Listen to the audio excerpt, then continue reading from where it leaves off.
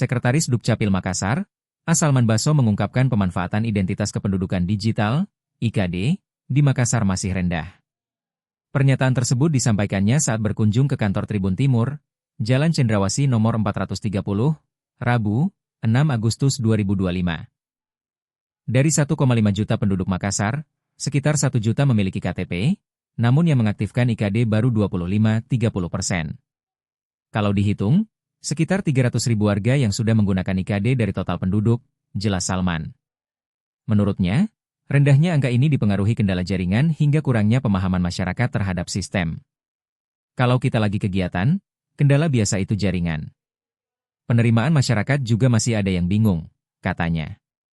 Dukcapil pun aktif melakukan sosialisasi, termasuk melalui media massa, kegiatan kelurahan, dan tatap muka langsung dengan warga. Program ini diharapkan dapat mempercepat adopsi IKD demi mendukung sistem administrasi modern, efisien, dan aman.